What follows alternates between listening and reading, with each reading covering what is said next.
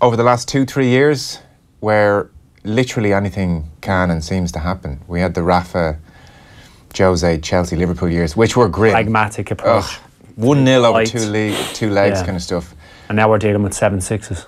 So, I mean, what do you prefer as a former pro? I can appreciate both, but if it was Rafa, Jose all the time, fairly boring. Grim. But I can appreciate, I'm a big fan of managers, initially when they go into a place and to get to where they need to go to, you've probably heard me say this before, playing the hand you're dealt. Yeah. So if you have a certain style of play, like for instance Liverpool last night, Liverpool haven't got the personnel, and maybe it's not in Klopp's DNA to be able to go and shut up shop. So what is the point in playing any other way than you used to and good at? But for a Jose team, he can do it, but he doesn't want to do it. But if he inherited a team that was robust and industrious, and he's able to grind results out, I can respect that. Yeah. I can understand that, because ultimately it's about getting results. But if we're not Kenny Cunningham, everyone else wants to see 4-3s and 2-2s, and don't they? Yeah, well, I think so. I mean, I was at the Roadshow last night, so I haven't watched the full 90 minutes from last night. But even just watching the goals, in some respects, you're watching like the Nangolan mistake for the Mane opener, that pass, or even, I know he was sort of fouled, but Dzeko heading the ball back towards his own goal for the other Liverpool goal, or the mistake for Benzema's second, the goalkeeper, and the blind pass from Tolisso. In some respects, you're watching those mistakes and you're thinking, it's Champions League semi-finals. I don't know how I feel about this level of madness. And then on the other hand, you're so caught up in the drama that I'm not complaining. So I'm definitely, I mean, I will take what we have now over the Jose Rafa stuff. And then obviously the Barcelona years were almost unique themselves. What was the general flow last night, or what did you make of it? I was on here Tuesday morning with Jer, and I said there'll be a goal in the first 10 minutes. Wasn't quite sure which way it'd go, because Roma were obviously going to have to go for it.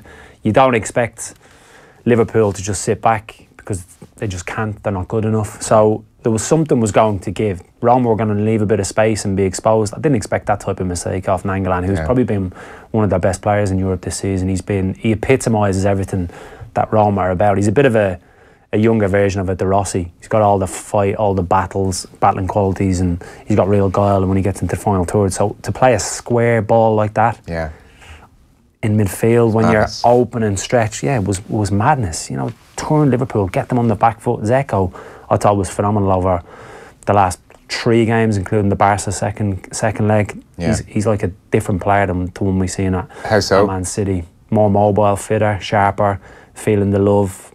Not second, third, fourth choice centre forward, I suppose, is a big part in that. But it kind of played out the first part of the game as you would become accustomed to. Was it a surprise them conceding? Not really. Like 2-2 second half. You're thinking that they're doing enough. They're keeping the ball for spells of possession. I thought the midfield was phenomenal.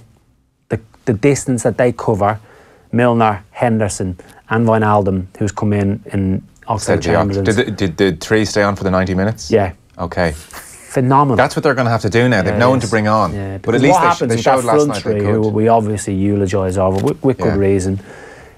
Salah, particularly on the right, he goes missing and he drifts inside, and he's allowed that licence to become a second striker, and they rotate. But obviously with that, Kolarov playing left back, there's going to be opportunities when he gets down. So Wijnaldum, who plays on the right in the main, has to shuffle across, but there's opportunities for the opposition to get at them on that left side. And last night, Alexander-Arnold was really, really found wanting. Do you remember a few weeks ago when they was targeting a little bit with the United game and Rashford?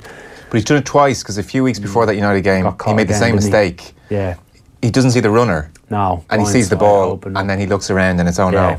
Well, he got targeted last night, and he was very vulnerable, didn't get much protection.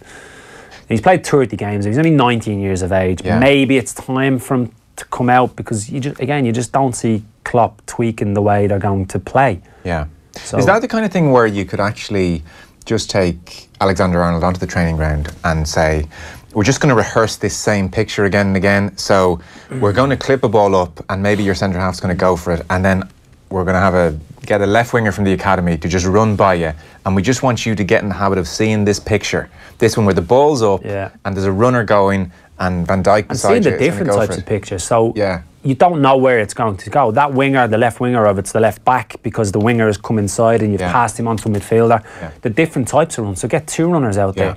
And one time the run's going to go on the outside and he has to deal with it.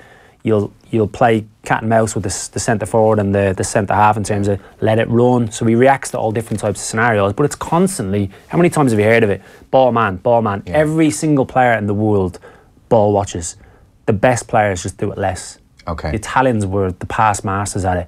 Kenny Cunningham would be great in terms of the way he sees a game, the way he would talk, the way he would communicate. Your head is constantly on a swivel. Well, as Kev said to him the other week, you're the slowest man who ever played professional football, so you had to. And he played at an unbelievable level. Yeah. So, I mean, they need to bring this 19-year-old up to speed very, very quickly, I suppose, for a huge game. Yeah. It's probably legitimate then that in the European in the final, the front three won't be substituted, and there's no you're not if they're going to For the final, it won't. if they're going to leave the three on in midfield as well. So you're actually thinking it's very conceivable there'll be no Liverpool substitutions. Well, the issue they have is the front three are that good that the backups just aren't there. Solanke, Danny Ings. If Adam Lallana comes back, Okay, yeah, he'd be the one. maybe. Yeah. But it depends obviously which way the game is flowing. You might need him in a more advanced midfield position and sacrifice maybe the legs and the physicality of midfield. But that three in midfield, I've said this before, the balance of the Liverpool team now is better since Coutinho's left. Yeah, And it's staggering to think that. I know. To try and fit all of those four in, just unbalance the whole team. So I've already said there's a bit of vulnerability because of Salah going missing the rotation. That three in midfield do so much work across the pitch that when you try and put Coutinho in, then you're just left with two behind that. It's practically impossible. Okay, so based on what you've seen from Madrid against Bayern as well, how's this final going to work out? First thing everyone says is goals. Yeah, Goals. I think Real Madrid have it more in their wardrobe to be able to tweak things tactically, system-wise. You've seen Zidane do it, and I think he's made some big calls in recent weeks, substitutions, leaving players out, brings Benzema back in the other night to great effect. Went with a 4-4-2, narrow four. You've got someone like Modric playing right wing. Doesn't want to play there, does he? Let's be honest. But does an unbelievable job defensively. I genuinely think if the front three for Liverpool are fit and firing, they'll win. I genuinely believe that because I look at Real Madrid defensively. Joe, they're shocking. Yeah. They're so bad. But that's been the running theme for most of the big teams in Europe this year. And I'd say that Bayern covered a lot of them this year. Shocking. Right. Shocking defensive. But that left-hand side for Real Madrid, Marcelo is just not interested in defending. He's a dream five-a-side player, isn't he? I'd love to play with him in a five-a-side. But in terms of big games, that left-hand side, that channel where Salah likes to go and operate. No, from a Liverpool point of view, the thought of Salah against Marcelo and you're hoping Carvajal stays injured and Vasquez is thrown out to Mane again, I mean, that's a dream scenario. The one worry you would have if you're looking for a Liverpool win is that we've been hearing this about Real Madrid for some time now. They're going for their third European Cup in a row. They keep winning games they've no right to win. So there's something kind of working despite all the madness and despite all the defensive frailties. Yeah, what's working is they've got a very astute manager who recognises what's in front of him personnel-wise, ego-wise. He seems to be able to leave players out, big players out, and then not particularly sulk. You don't hear a lot in the papers. You hear the usual, oh, Bale's going to come back to the Premier League or whatever, but nothing substantial. And he tweaks things tactically accordingly to the way he's got to operate in that particular game. Now, against Liverpool, I don't think he can play a 4-4-2 with Benzema and Ronaldo. Ronaldo will play as the 9. Okay. And then I think you're going to have to match them up to a degree, which Di Francesco did in Rome last night. Started the first game with a back three. Disaster. Okay. Had to go to back four. And I think you have to match them up because the way the front three play for Liverpool, they'll go narrow. And obviously Robertson and Alexander-Arnold, if he's chosen, they're the ones that provide the width to great effect. They have to be able to deal with that. Now, the team they played against Bayern won't be able to deal with that. The way he finished the game maybe in a flat five-man midfield or 4-3-3. Even when he went with a flat five when Bale and Casemiro came on, they were still wide open. Like Bale literally came on, then you could see the camera did a close up and someone was asking what are we doing and he went 5. So that tells everyone we're shutting up shop. Even we can do the last 10 minutes here and not concede. And they were flat 5 and then it was still, whether Bayern were lumping balls in or actually going down the channels, they were still getting through this 5 and this message to everyone to shut up shop. So I don't know. But the issue they've got though, Joe, is that week in, week out in La Liga, Bayern the same in the Bundesliga, they have 80% possession. Yeah. They don't have to defend. They don't have to worry about compact, closing down units, stopping the ball getting played through to Salah and Firmino dropping off. They don't have to deal with this apart from 2 or 3 games a season against the big boys. It's so easy week in, week out because it's that much of an uneven playing field compared to the Premier League where they get tested all the time, but they still can't defend though. Yeah. So do you have, I mean, you're saying if the front 3 for Liverpool are firing, Liverpool win. I mean, we don't know if they're going to fire or not, but do you just think, if you had to push back someone now, who are you going for? I'm going for Liverpool. Okay. All day long. The worry for me is that they don't perform on the big stage, and those players, Salah was very quiet last night. Mane was the driving force. Firmino, I just love, full stop. I just think he always affects the game, even if he's not amazing in possession. But the worry is Real Madrid, serial winners. Yeah. Find a way. They'll deliver a 7 out of 10 performance one way or another, won't and they? Ronaldo could get a 9 out of 10. Yeah. And bang in 2 goals, playing in the width of the 18. Is there a worry over Salah? Like, you think it's not so long ago he was walking off holding his groin. He's probably played too much football because he's chasing a record.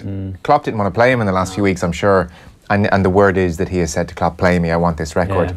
It might have to be taken out of his hands. Now, you don't want to affect his morale and have him pissed off because he's on the bench and he wants the record. Yeah. But I mean, that's a few games now where he's been quietish. It's a balancing act, isn't it? He's got to work that out in terms of the fatigue. They're at such a level that they're playing at, and like the runs they make, they are phenomenal. The pace, the 3 of them get up to, but particularly Mane and Salah. Normally with that type of player, you see the odd injury, don't you, in terms of muscular fatigue when they clock up 40 plus appearances, and that's what they're on. But I just hope they get them primed, ready for that. The records need to go on the back burner for me. They do, yeah. It's a Champions League at stake here. Yeah. All right, let's have a look what's coming up next on the show. Spoke about Liverpool, Real Madrid. We're going to chat about Arsenal against Atletico Madrid. Spirit of 2006. That's what Arsene Wenger's hoping for. I'm not so sure. The Irish kids, Aaron Bolger, making a dent at Shamrock Rovers, and the Euros starting on Saturday for the under-17 team. We're going to do a championship wrap, all the permutations. And then we're going to talk about Accrington Stanley. We spoke to Andy Holt, the owner of Accrington Stanley, earlier on. So, Accrington Stanley, let's start with them. What do you know about Accrington Stanley? I know the ad. The ad? Yeah. Do you know who the owner is? No. Can you name me 3 of their players? Obviously not. What a story.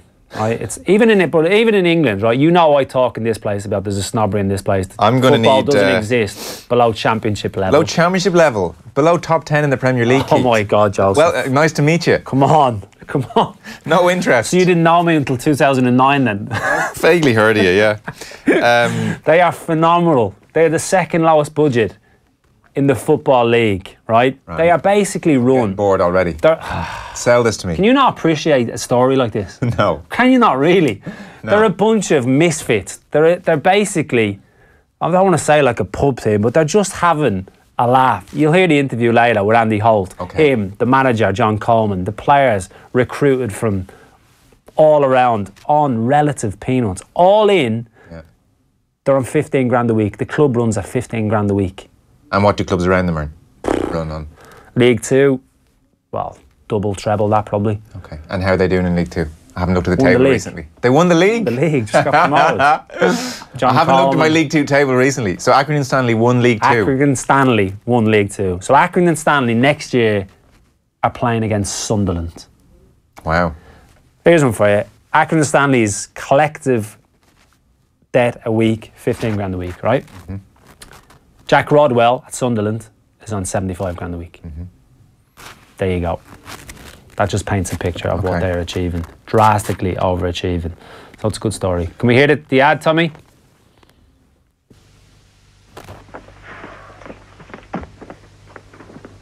Got any lemonade? He wants.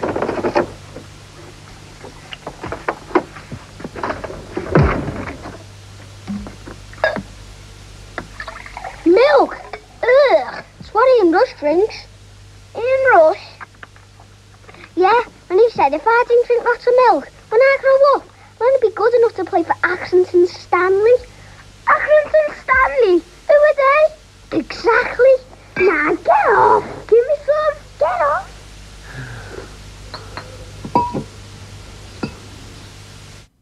that's what you remember about Accrington Stanley. That's what most of us do, let's be honest. Oh, totally, completely. It's funny how ads have changed. Even my attention span, I could barely sit through that full ad. I need things zoom, zoom, zoom, zoom. So that's say what about the ad or you? Me, oh, totally me. The ad's great. I can't sit still anymore. I need to check Twitter halfway through.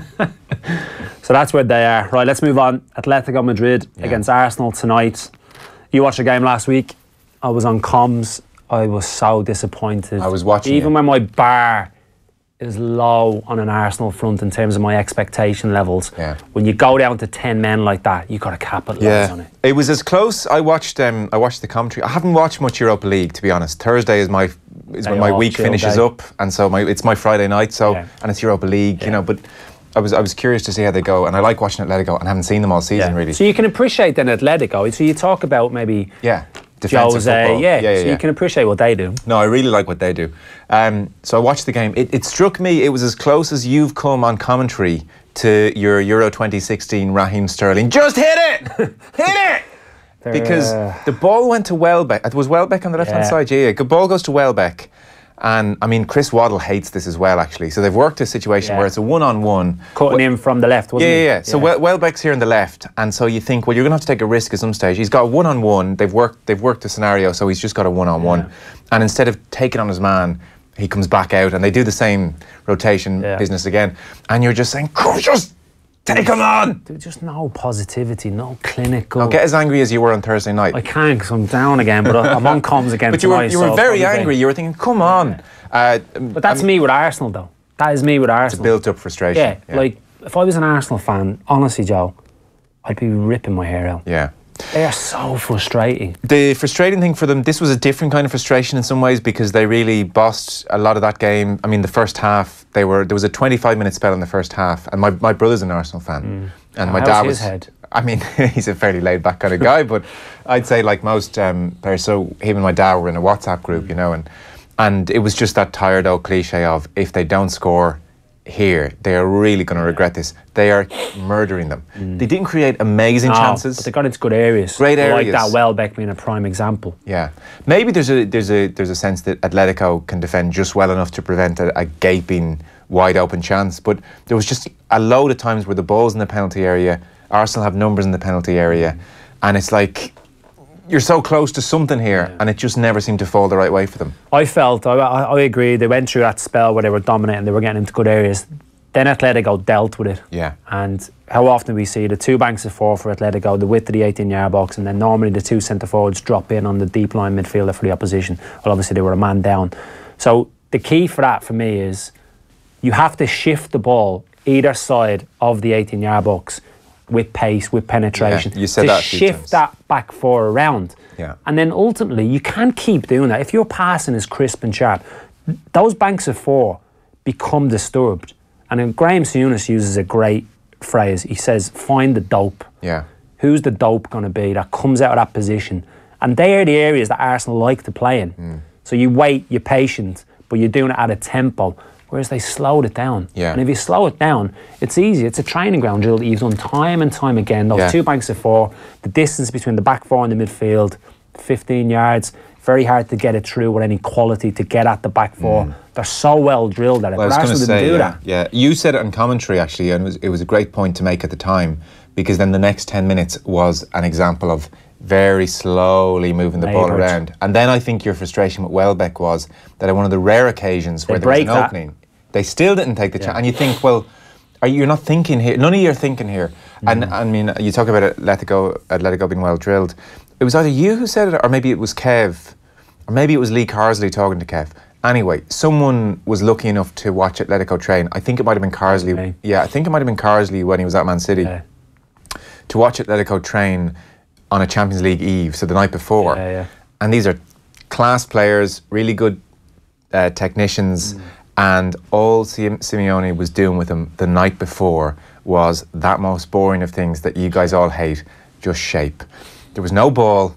There was just Simeone with a whistle. Simeone was the ball. Yeah. He was moving around the pitch, and they're just over and back, over and back. And so, I mean, that team have dealt with really, really good teams before. I'd say even with 10 men, they were looking at Arsenal the way you've described them, moving the ball slowly. I'd say they were looking at them thinking, okay, this isn't ideal, we're away from home and down to 10 men, but we can kind of deal with this. The belief is there. Yeah, It's they've in done it us. so many times. So in terms of defensively, right, we can nullify a lot of this because we've done it time and time again. Going forward, it's going to be slim pickings. He's alternated. Griezmann was on the left and the right, then he ended up front.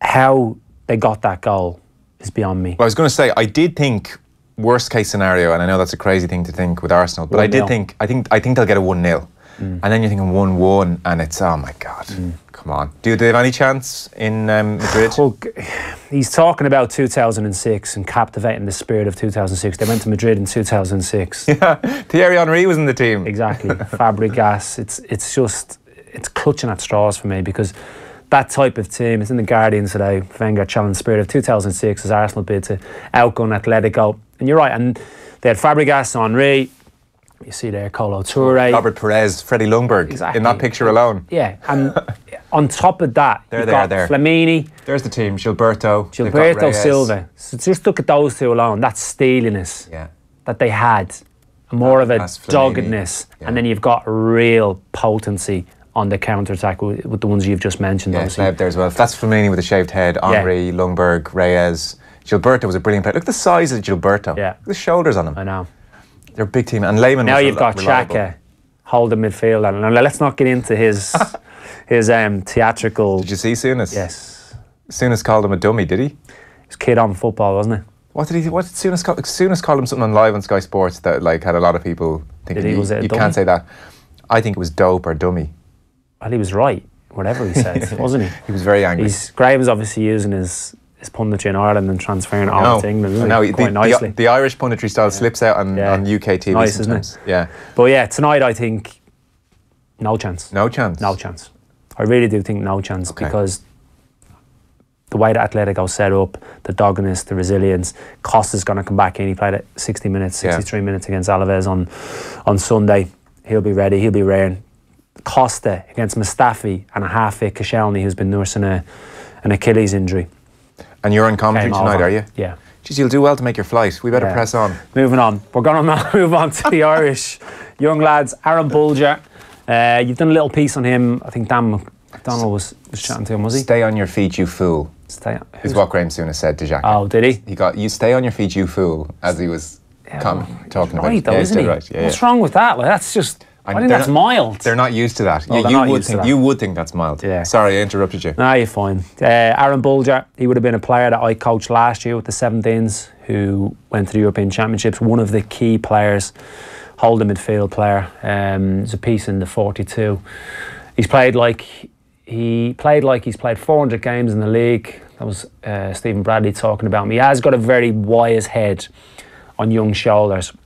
And I wouldn't have seen Johnny Giles play a lot, but obviously seeing clips and footage, he plays so like him. It's untrue. Steady now. In terms of the style, diminutive, combative, can dictate the tempo of a game in little tight areas, the way he manipulates the ball, creates that little bit of space, the type of delivery he's got over 30, 40, 50 yards, the little ping, little through balls. Very, very talented young player and now starting to get game time. And we speak all the time about the development of players and what's the best option. Is it to go to England? Is it to stay here? I don't think there's a right and a wrong. It very much depends on the individual. And for him, who he has had offers from England, decided to stay. He's doing his leaving certs. Great. And now he's reaping the rewards of it. I think well, I haven't seen him play. Even just that alone is fantastic. I think we have to be realistic about the League of Ireland and what we can expect from it over a 5-year period and a 10-year period. But I mean, it's an amazing first step now, and the Dundalk boys in particular have led the way, and Shawnee Maguire as well. If you're now a very talented 15, 16-year-old, it's now really good if your mum or dad says to you, do you know what, I think you should do your leaving cert and get into a League of Ireland team. You're not going to laugh in their face anymore. No. It's actually not like 5-10 years a ago, legitimate route to top-level football. So he's 18. He looks very small there. He is. He's small. He's diminutive. Can he cover the ground for a small lad? Yeah, his pace wouldn't be his forte, but in terms of distance covered, no problem. Engine, very, very combative. Very, like borderline steps over, and that's something he'll have to be wary of and try to control. If I was playing against him and I knew what he was like, I'd be winding him up. Verbally? Yeah. To get him to react, and he probably would. I'll leave a little one on him, and then I'm sure senior players will look at that and try and pick holes in the fact that he can react, and he'll have to deal with that. But in terms of potential and the way he's going about things, there's different lads we had last year at the 17s. Some of them are still involved this year at the 17s. So the 17s kick off the European Championships on Saturday. The groups Belgium, Denmark and Bosnia. They start on Saturday against Belgium, which is obviously going to be a tough one. 5 or 6 of the lads that were with us last year, so they would have been 16s, were involved in that squad last year in the Euros in Croatia. So great experience for them going into this one and this campaign. Right. And I know it's difficult for you to comment objectively, given that you worked very close with him. And if you're like Damien Duff, who loves his 15s, you would quite like this group. What kind of football are our under-17s playing? Well, last week we went to Burnley and spoke to Sean Dyche. Yeah. I thought he came up with a very good term, mixed football. Yeah. Now, I'm not saying we played underage like Burnley, but we like to get the ball down. That's the way they play. They play in a 4-3-3 system. There's a license to manipulate that in terms of narrow forwards, one hold or 2 bombers or an out-and-out 10, whatever we want to. But so it's not so prescriptive that Rude Doctor has said you have to play this way. You no. 4-3-3 is a very... it's loose. It's a very... what's the word? Manipulative or fluid or... the word's going out of my head. You can do... There's different types of 4-3-3. Yeah, absolutely. And there's room to kind of tweak that depending on what players you have available. Yeah. And in terms of... Well, when we were involved with that group last year, we sat them down at the very first get-together, and you always at that age, you try and get players being interactive and buying into it and giving them ownership of something, because I think they feel more responsible then, and there's a comeback then. Hang on a minute, we've documented all the meetings, this is what you said in August, September or whatever. So anyway, we asked them, what do you think the perception is of Ireland teams around Europe, around the world, whatever, as we started on this campaign last year? And one of the comments that came back from one of the players, who was a character who will remain nameless, was, we're technically brutal. Yeah, he's not wrong. Well, he is wrong, because the underage players are technically very, very good. But he's right about the perception. The perception, he's absolutely right. He's not wrong. So obviously after the initial laughter of everybody, we said, well, what are we going to do about that? Well, we're going to prove them wrong. So, and did you all flip tables in the room then and start? We battered each other. It was great. Keith Andrews' management.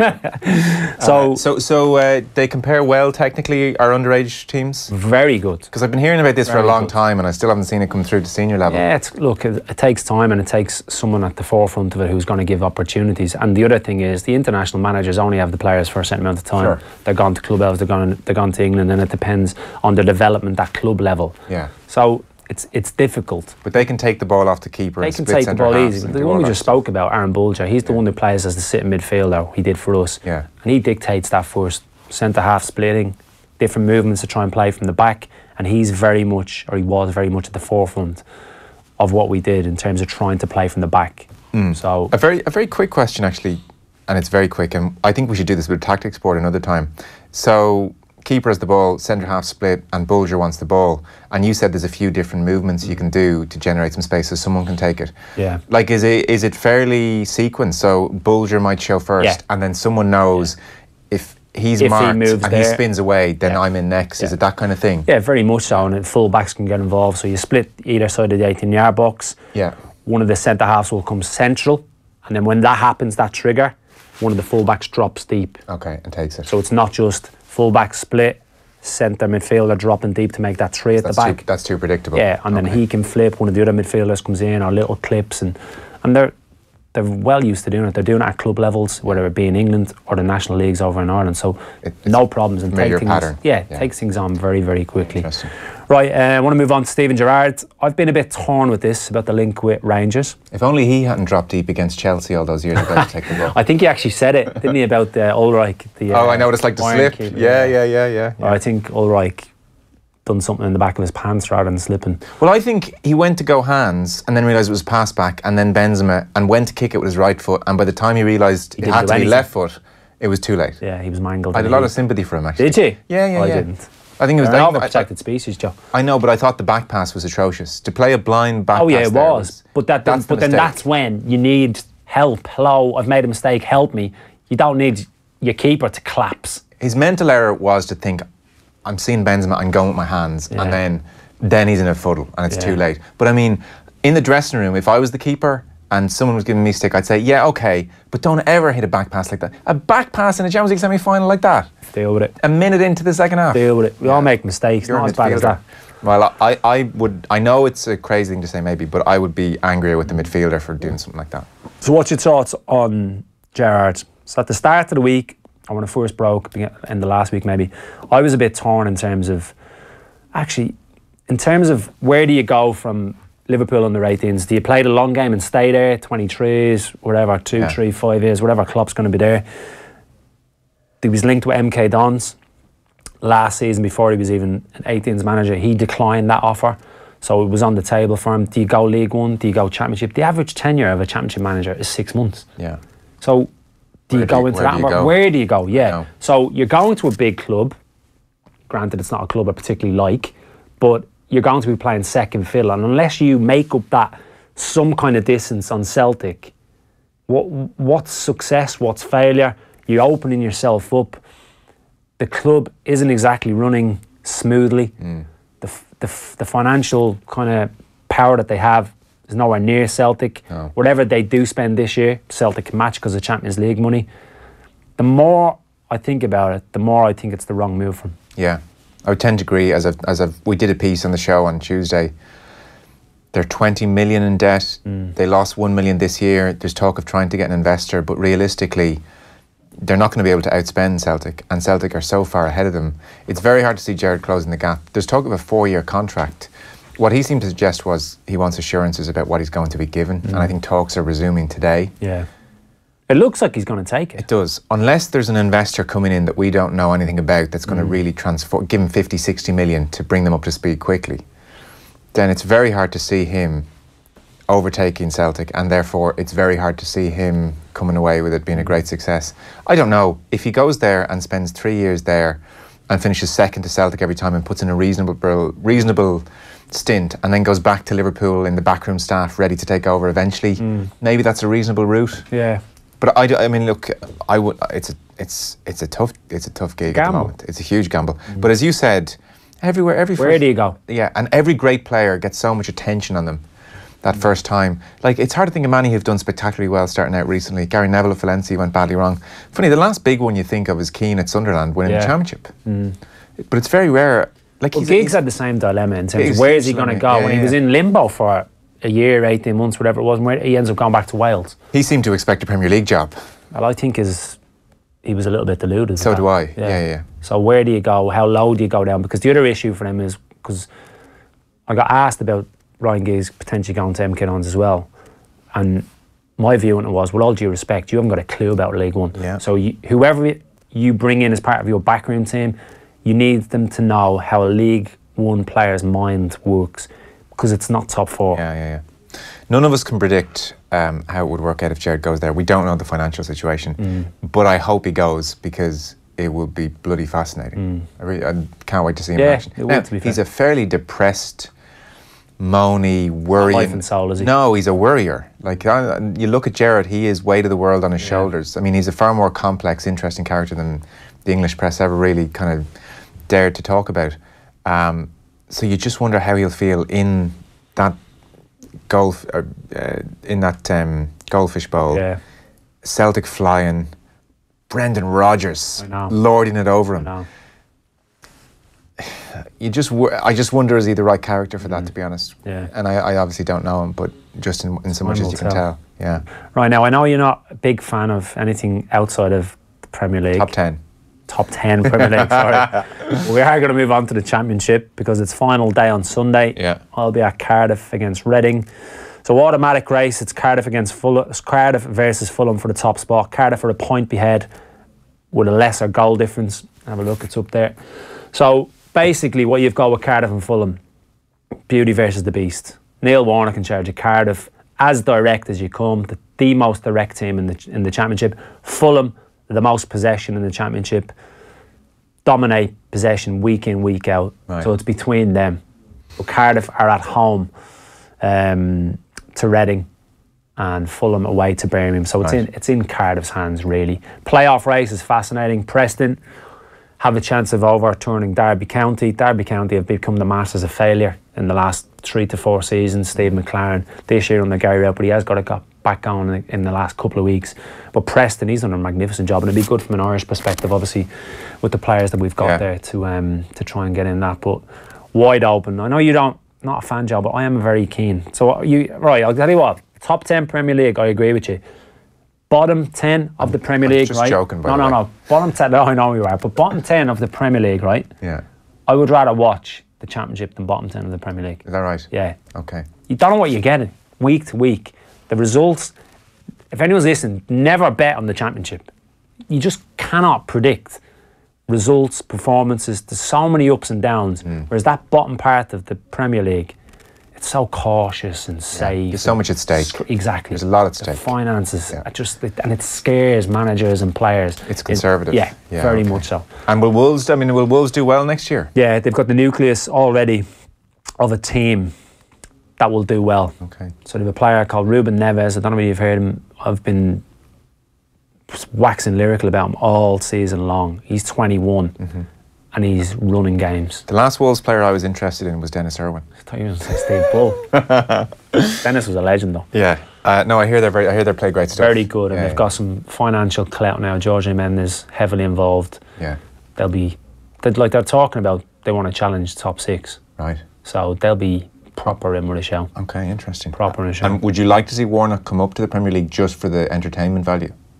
Well, As much because as we I like do a Fulham. split of Championship games and Premier League games, I'm gonna have to deal with him either way. Okay, he's in your world. So he's gonna be in my world, but I think it'd be a shame because Fulham, if they don't get up, they'll have to sell.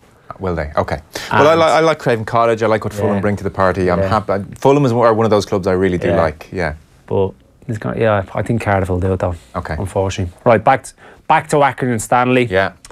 We're going to finish off now. I did an interview earlier with Andy Holt, the owner of Accrington and Stanley. League 2 champions. League 2 champions, Joe. League 2 champions. I know. Phenomenal. For anyone just tuning in, I've been pushing this story all week. I'm glad you got the finger out and did the interview. This is a modern day miracle. Okay. Bit strong. No, it's not too strong. Okay. So let's hear what Andy Holt had to say. Joining us now is the owner of Accrington Stanley, Andy Holt. Andy, thanks very much for taking the time to join us. No problem, mate.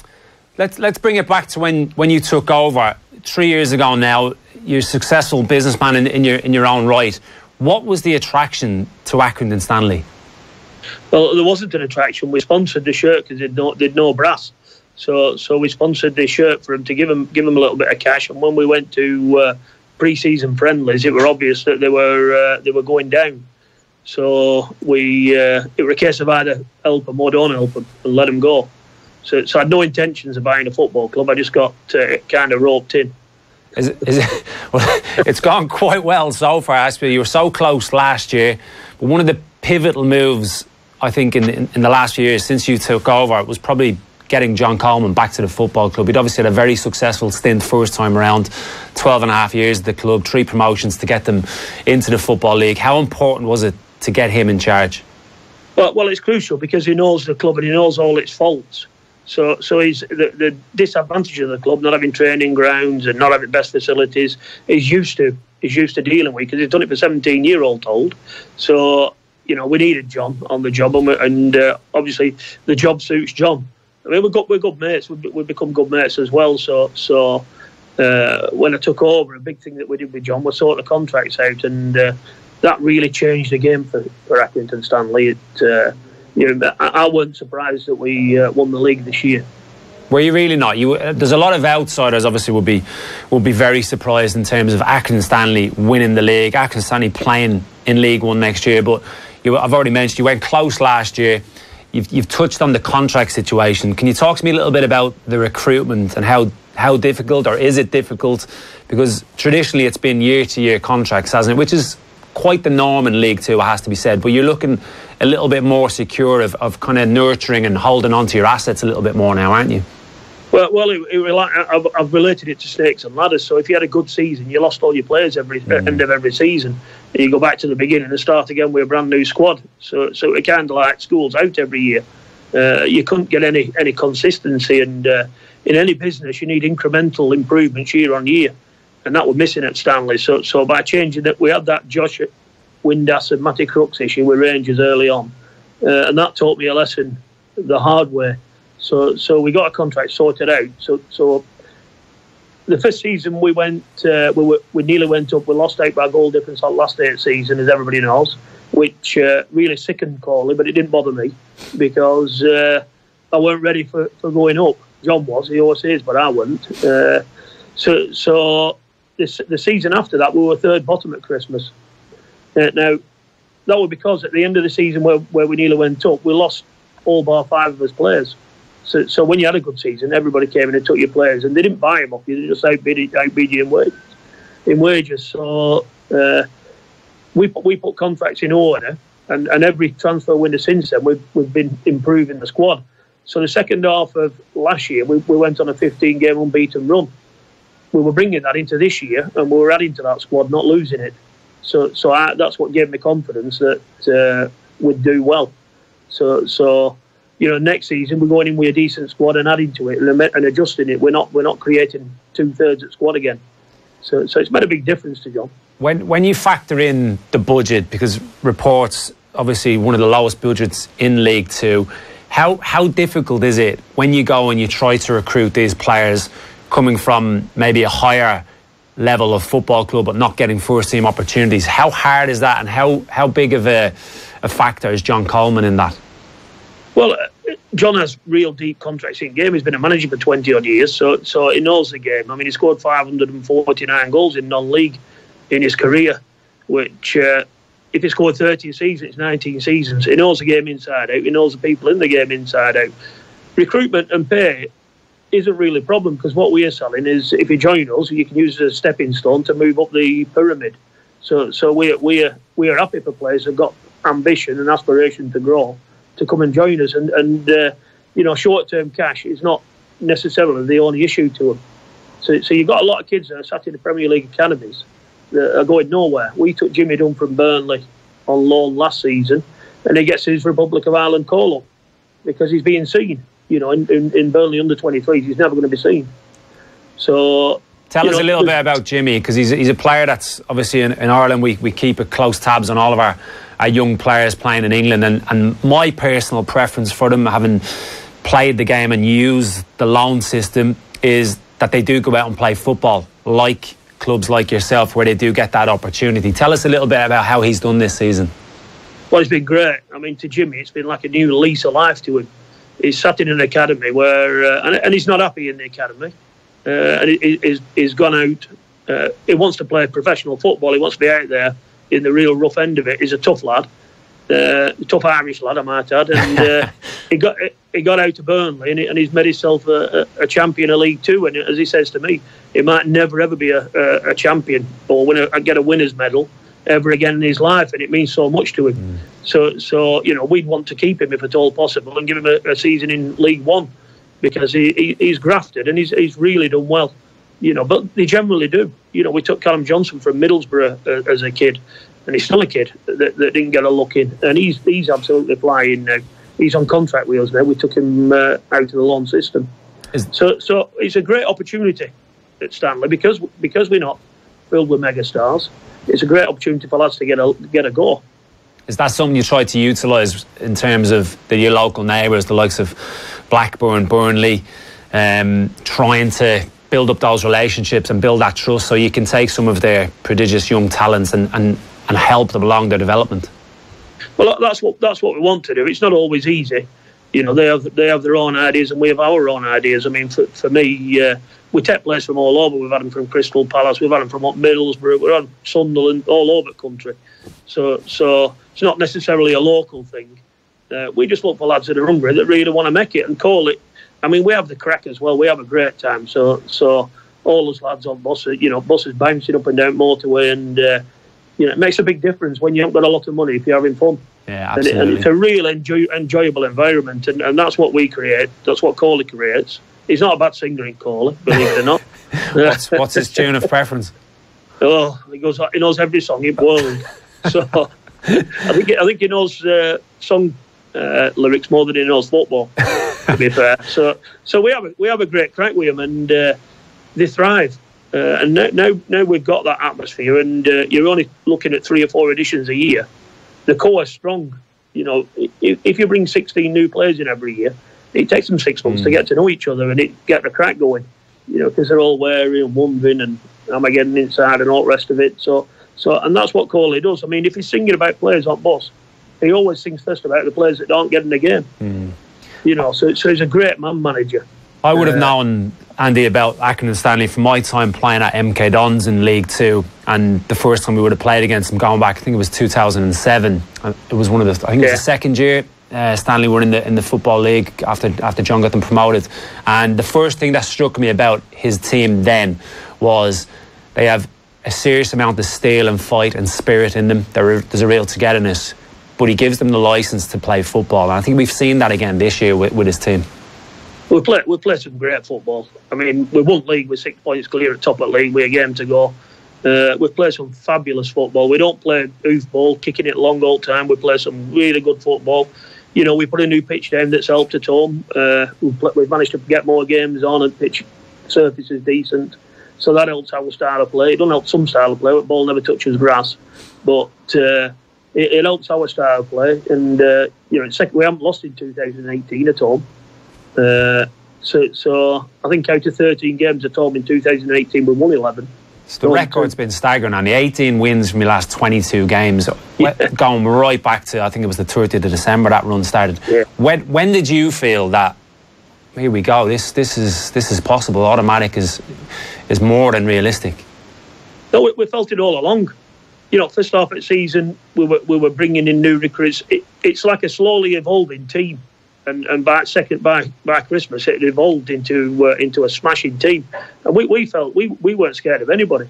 I mean, the second half run, the 22 games we played since Christmas, had we played like that all season, we'd have finished on 117 points. We blew them away, these lads. And people are criticising our budget, but I can assure you, it's second lowest in league. And we've made a profit this year, so we won through all. We made a profit. And on second lowest budget in league. So we felt it all on. We felt it from day one. I mean, I'm always saying to Coley, we're both competitive. You want to see us on boss playing cards and whatever.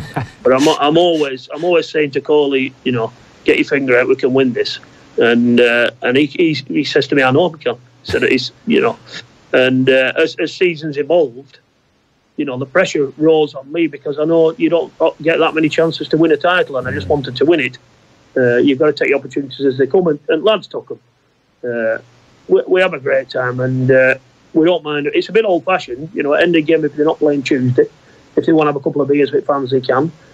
So we created a great atmosphere around after the game. We have winners hour. It's £1 a pint, which you will never hear about in Ireland, in Dublin. I think it was €7 last time. I'm guessing you won't be bringing them here for pre-season then, no? No, not at all.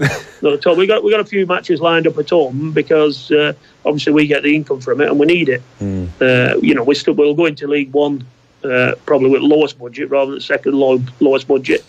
But you know what? I think we'll do all right.